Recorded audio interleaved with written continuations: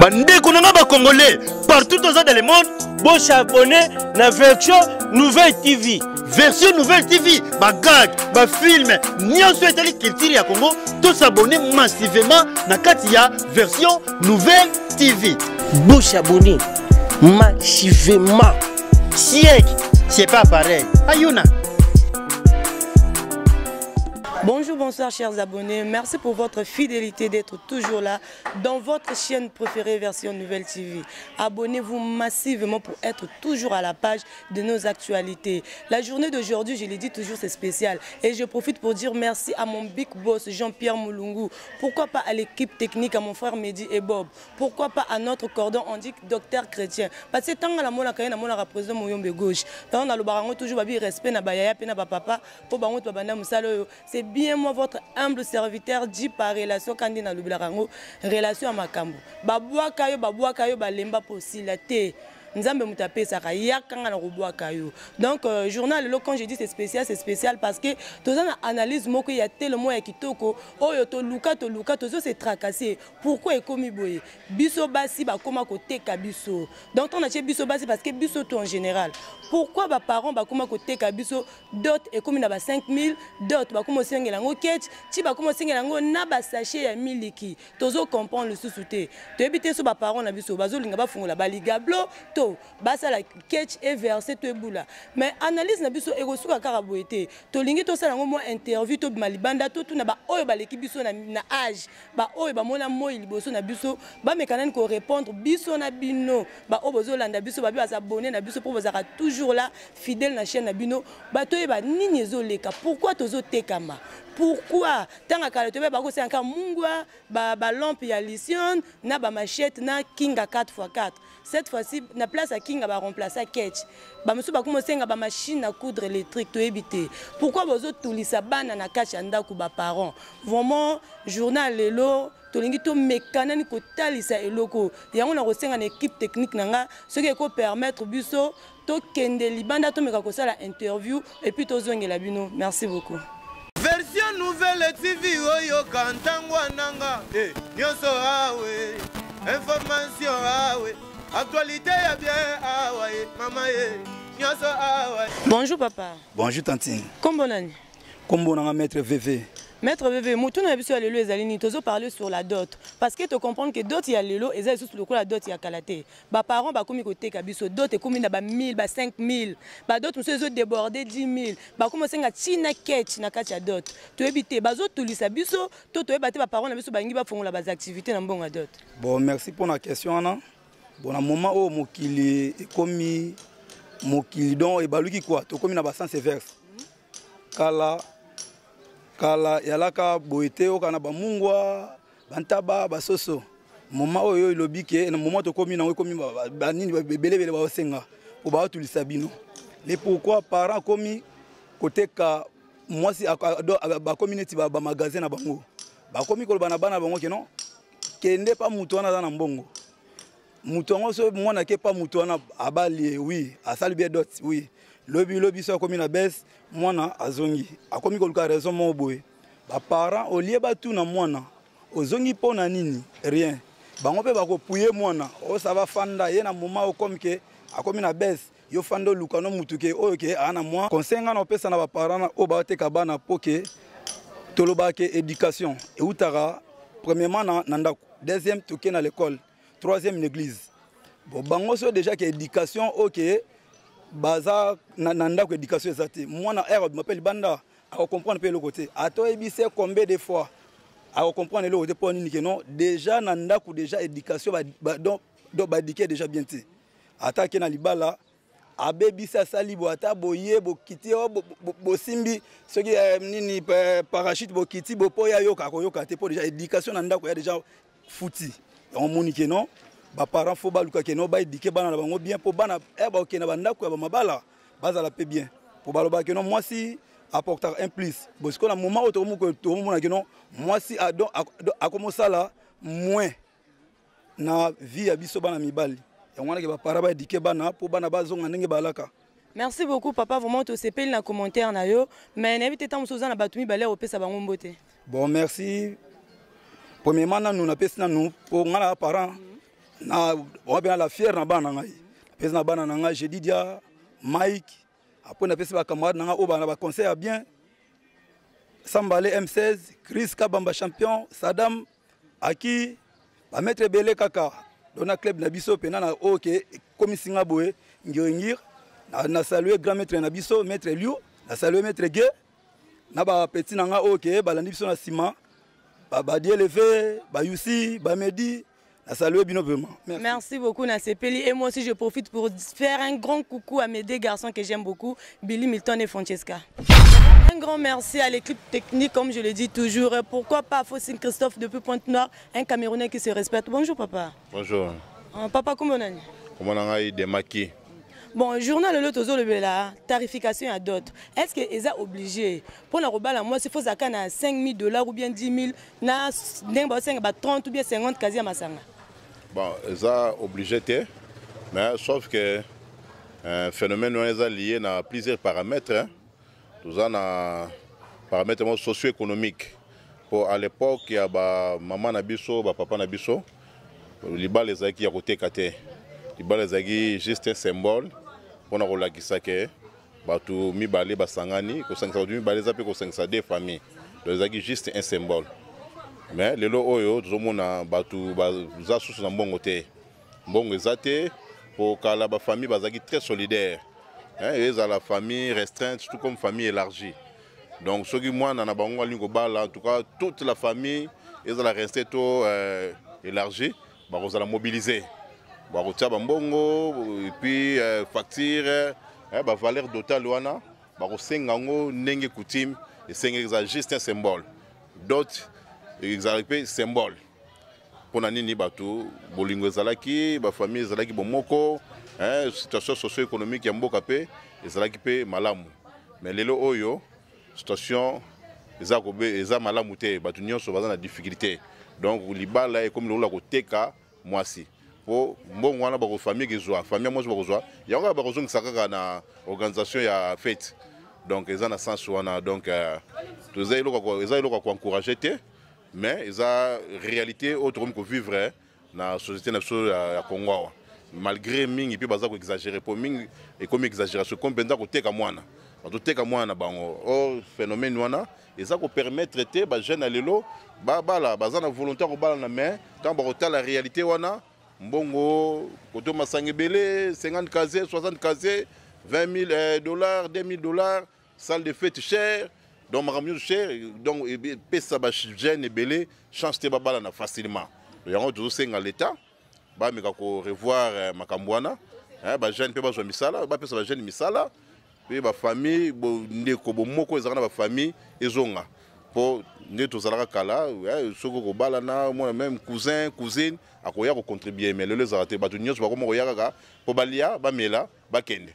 Na gidi ba pe mona bozo lamba boye Alexis Bloko na kata sachet akena donc eza eloko fallait to combattre ambition nyonso po to pesa ba jeune ou lelo chance babala nenga bien ba famille ba exagérer souté ba kita dot ba valeur totale et ko tika nango valeur totale tika nango nengeza mais mbongo la dot là mbongo ndi ba dimne na mbongo po valeur weza bokoko so bokoko singi bo pesa likasu so singi liputa ya mama fo pesa ngo oh 30 kazama sanga wana faut pesa mais mbongo nde bakitisa pona ko pesa chance na ba jeune na biso bazala posa ko bala toza jeune so doli fa bala ba pesa papa Olivier mbongo bala moi ba senga ba mbongo bele bazako exagérer.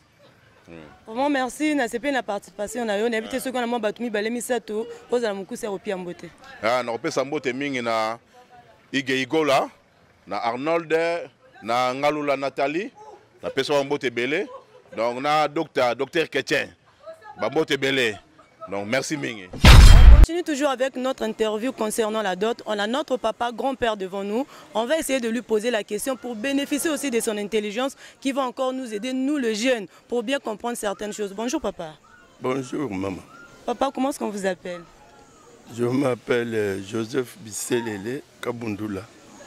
Papa, au fait, on est en train de parler de la dot. On est en train de comprendre cette fois-ci, c'est comme si nous, vos parents, vous êtes en train de nous vendre. La dot n'est plus comme il faut. Parce qu'au début, on donnait juste des kings à 4x4, on donnait les selles, on donnait le machette, mais cette fois-ci, on nous demande 10 000 $ pour épouser une fille. On demande encore des quêtes, je ne sais pas, par rapport à la tarification de la dot. Parce que vous êtes notre grand-père, comment est-ce que vous trouvez ça? Ils sont en train d'exagérer ou pas? Moi, je trouve que c'est une exagération. Puisque c'est comme si la fille est chosifiée. C'est-à-dire, la fille est prise comme une marchandise. Alors que la dot, dans notre temps, c'était un symbole. Le garçon et la fille, ils se sont aimés. Quand ils se présentent devant les parents, c'est seulement on demande un symbole pour les marier. Par exemple, moi, mes enfants, je n'ai pas exigé des montants exorbitants, puisque j'ai vu qu'ils s'aimaient. Ma première fille, je demandais à son mari de donner ce qu'il a et pas exiger un montant. Même la deuxième, je demandais à son mari de me donner ce qu'il devait avoir comme dot. Mais exiger des montants, nous sommes entrés dans des coutumes autres que ce que nous on avait. Alors, qui exige ça? C'est un commerce que les autres veulent faire maintenant. Mais ce n'est pas vraiment bien de marier à sa fille en demandant 10 000 $. Et puis, les autres même exagèrent. Plus de cela. Et on demande des habits, de ceci et de cela. Non, vraiment, c'est une exagération. Je demande à ceux qui font cela de revenir à notre coutume. Nous, on n'a jamais vendu une fille ou une femme, mais ils se sont aimés, qu'on les donne en mariage, qu'ils soient en mariage. Et quand vous demandez ce montant-là, et après, quand vous aurez besoin de quelque chose, vous irez encore demander ou vous allez terminer par là. Non, ce n'est pas une bonne habitude. Nous devons cesser. Et ceux qui demandent cela doivent revoir que non, c'est une mauvaise habitude qu'on ne même peut pas garder dans nos coutumes congolaises. Merci papa. Maintenant, selon vous, quel conseil vous pouvez donner chez nos parents qui sont en train d'exagérer par rapport à la tarification de la dot? Mais c'est ce que je venais de dire au début, que une fille n'est pas une marchandise, comme il faut. Alors le conseil, nous devons revenir à nos coutumes congolaises. On ne peut pas vendre une fille ou une femme. Ce n'est pas une chose. Mais vous les mariez puisqu'ils se sont aimés, les deux, le garçon et la fille. Alors, nous devons cesser avec cette habitude-là d'exagérer. Ça, c'est une exagération. Et je vois que c'est un commerce qu'on voudrait faire par rapport à nos filles. Ce n'est pas juste. Merci beaucoup, papa. Je ne sais pas si vous avez 2 ou 3 personnes à saluer. Oui. Je peux saluer mon frère Yur Boapois, saluer le frère pasteur Kassamba Kana et ses femmes. Ce sont les 2 personnes que j'ai saluées. Merci beaucoup, papa. Merci, maman. Vraiment, merci beaucoup. Car ndenge to lobela, papa ba lobi botika ko exagérer. Bolekisi trop tozo tout là. Et belé à basi ba komi ko bota na ndako ba komo sala poulailler parce que bino ba parents bino mo ko tozo luka cause nango te. Botika biso to bota na ndako mibali.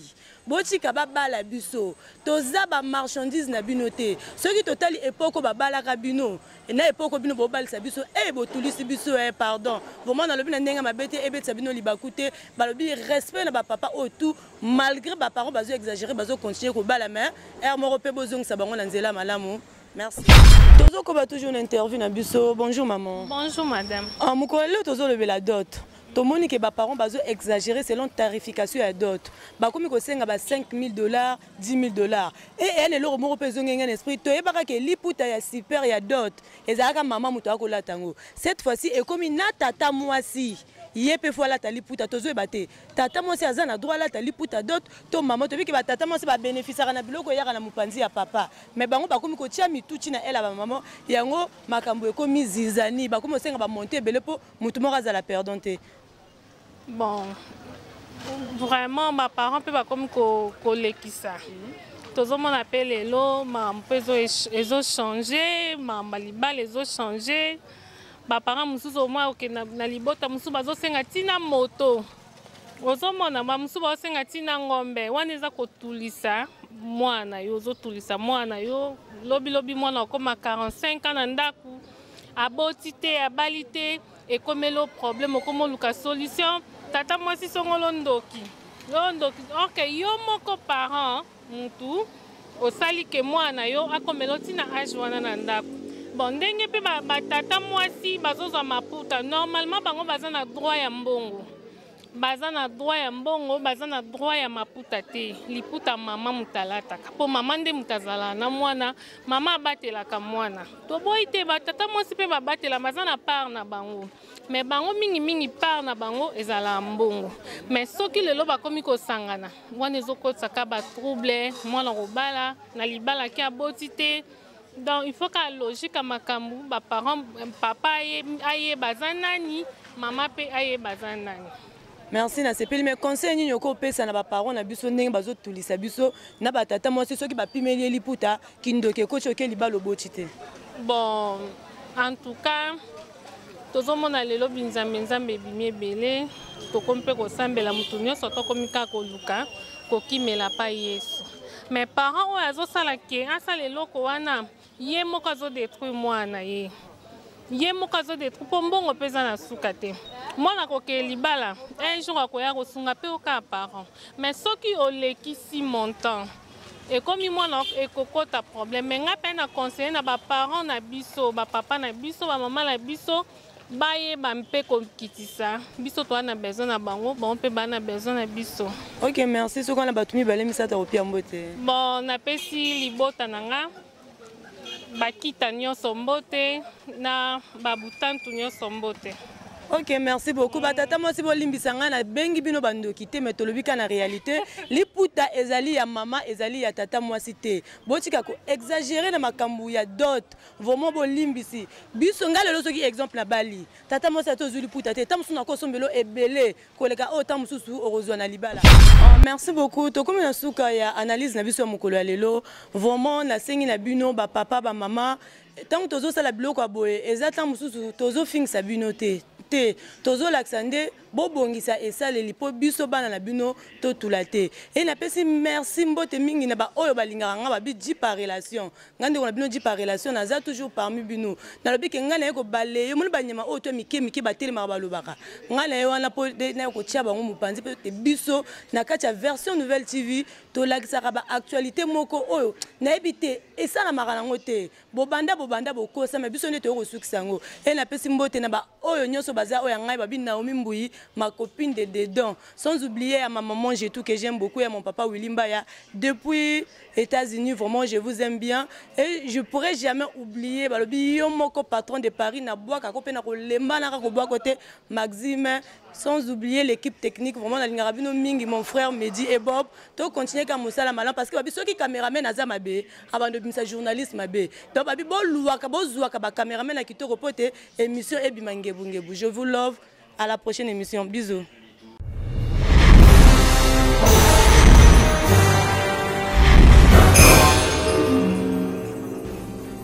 Bandeko nanga ba Congolais partout dans le monde, bon s'abonner na version nouvelle TV. Version nouvelle TV, ba gag, ba film, nyonso etali culture ya Congo, tous s'abonner massivement na kati ya version nouvelle TV. Bon s'abonner massivement. Siècle, c'est pas pareil. Ayuna.